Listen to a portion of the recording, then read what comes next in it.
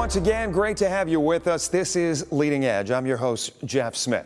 So, then there were three. Sylvania Township business owner Wayne Kinzel dropped out of the race for Ohio's 9th Congressional District, leaving State Rep Josh Williams, Derek Marin, and retired Air Force Lieutenant Colonel Alea Nadeem. Now, this is one of the most closely watched congressional races in America.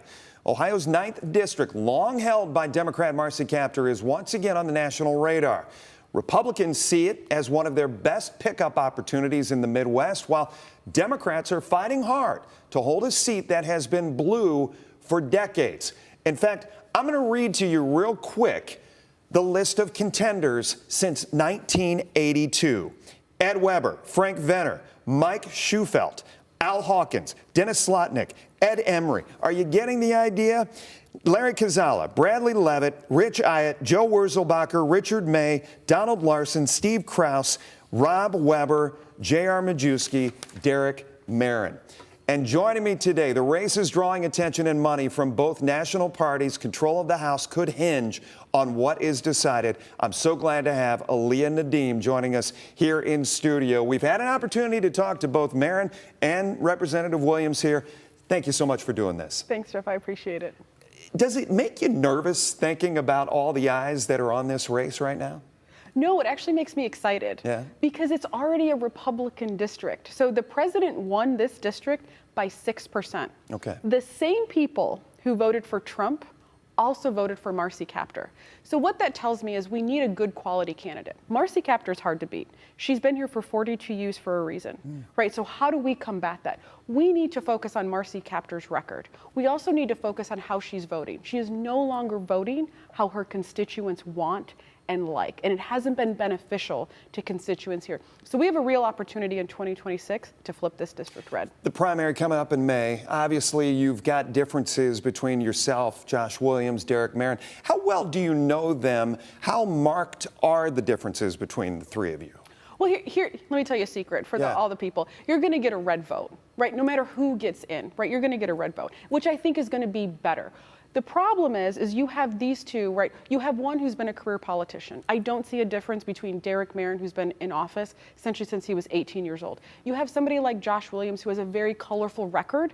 And if that's exposed, Marcy Kaptur would love to run against somebody like Josh Williams, because it's just like J.R. Majewski. So we need quality candidates who have integrity, who have servant leadership, who can take on Marcy Kaptur. We got to be smart here because the House depends on this seat to be red. Passion and purpose, we were talking about that before we came on today. So you are a political newcomer. You've got a storied history as far as military is concerned. You have lived abroad. You know the world very well as far as your military career is concerned. Sell yourself to the viewers watching Leading Edge on why they should pull the tab for you. Well, Jeff, I have a worldly view, right? I had this unfortunate incident when I was a child. I was born in Toledo, kidnapped to Iraq, lived under Saddam Hussein, thankfully rescued by the FBI and my mother. And so I want people to appreciate what it means to be an American. People think America's this terrible place. They say horrible things. I say, if you don't want to be here, go abroad. Go see what it's like. We have one of the best countries in the world. And so part of the reason I joined the military was after 9/11. My country was asking me to serve after they rescued me. It's been the love of my life to serve. And you were a junior in high school, I understand from your bio, when this happened. You were at Central Catholic High School. You saw that befall America. You said, I've got to get involved. Yeah, listen, I didn't think I was a military person, but my country called. The same country that rescued me called me. And I said, absolutely. So I've been 21 years in the military as an intelligence officer. I've worked at the White House. I've worked on the National Security Council. I've worked in Congress. I've seen the world perspective. Day one, when I get to Congress, I know how to walk around. I've worked for the appropriations budget committees. I know how it works. So if you want someone day one to hit the ground running, I know how to do that. I have those skills and talents. But more importantly, Jeff, I really want to be a servant leader. Yeah. What does it mean to be an American? What was it about Alea Nadim at St. Pat's of Heatherdowns that I guess, and you told me, you said you still have friends that you talk to from grade school going to Central Catholic. Did you run for student council? Did you have positions of that type? Were you always kind of feeling this leadership role, or did it just kind of assimilate itself later in life? I think it assimilated. So I am still best friends with my two friends from St. Patrick's of Heathertowns in grade school.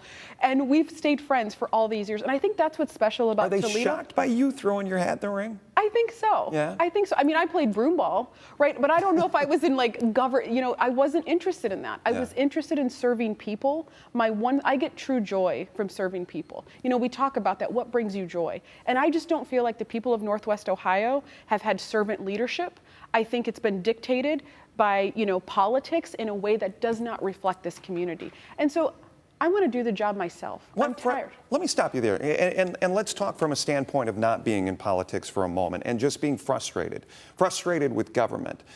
We're taping on a day where we could potentially have a deal in place as far as Israel and Hamas is concerned, seeing the positive in that and our government working for the better good of the globe, right? However, Congress is getting a bad rap. We're in a government shutdown. We're in day 9 as we're taping this. Going into that, still fighting to be a part of that, my question is why? Why? Because what's your read sitting here today? Are you frustrated? Are you frustrated with Washington? Of course I'm frustrated with Washington, and that's why I'm here. Aren't you? I mean, everyone's frustrated with Washington. Here's the reality, is you need someone to go in and represent your people, but you also need somebody to negotiate. It's a numbers game in Washington, right? You have to be able to work across the aisle. Guess what? Things don't get done in Congress if you don't work across the aisle. So if you're on the fringes, it's going to be deadlocked. But how do you meet them middle of the road, right? Because we all go in with our beliefs, right? Some of us may be more conservative on the economy. We may be more middle of the road when it comes to human nature and things of that nature. But how do you kind of divide yourself from being so far one way or so far the other? I think the first thing is you have to have conversations. Right, listen, both parties love America, right?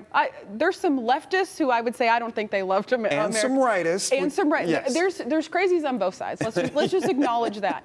Most people, if you start from their love of America and work back, you can change the world. One thing that I was traveling with a senator, and he always told me, conversations change the world and direction. When we may be on the opposite sides, but if we break bread together, it's going to be different. You can always negotiate. Yeah. And I think you have to do that. And what we're seeing in Washington right now, unfortunately, is the government is shut down because the Senate cannot get the 60 votes.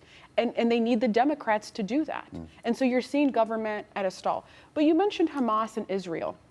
This is where I really want to focus on, in the sense of you have to have powerful leadership and you have to lead with strength. Unfortunately, under the previous administration, we did not have strong leaders. Listen, you know how historic this is? Hamas and Israel have come to a phase 1 deal. Right. That is hard. We have to give this administration and the president credit for that. I don't care what you say about his personality. Right. Let's just look when rubber meets the road. This is huge. And from your global view, having grown up where you did, it's got to kind of weigh on you a little bit as well from an international standpoint. Jeff, I grew up in a war-torn country. I grew up under Saddam Hussein. And I want to be very clear. You know who's left at the end? Is kids, families, right? I wasn't able to even go outside of my house without a male being there, right? So I know what it was like to live in a war-torn country. So the fact that we have possibly peace in Gaza, it really excites me. And I want to be a part of that. I want to be part of strength and peace in the world. Stay right there. When we come back, Alea Nadim, she was on the national stage before she ever stepped foot into the political realm. We're going to talk about this appearance on national TV in just a moment.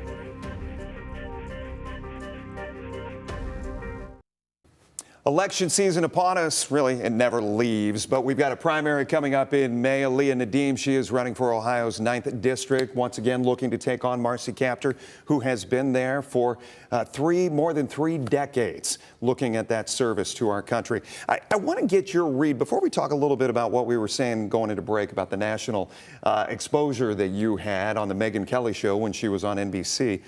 Give us a read on your campaign. Where do you see things right now? Right. So one of the things that we have to do is You're still in. Oh, I'm still yeah. in. I'm in all the way through. One of the things about being a candidate is you have to raise money, right? It's like starting a small business. You have to pay staff. You have to get your message out. So we have deadlines through the Federal Election Commission, and I'm really proud to say this quarter we did about 190K, and that's thanks to voters. That's thanks to people believing in me. So I want to be extra thankful for that. And then last quarter we did about... I want to stop you right there because you said something very candid before we came out here. You said, this is a job where I have to sell myself, and it's tough. It's tough because you're putting yourself out there. You don't want to seem egotistical, but you're still selling yourself, and you don't want to let people down. Jeff, there's two things I hate. I hate talking about myself, and I hate asking for money because, you know, I grew up humble. I grew up in the military. We don't brag about ourselves. Yeah. There's no glory in that. You're a servant leader. So the product that I have to sell is myself. But what I would say is what I'm trying to sell is conservative values, and what I'm trying to sell is a servant leader.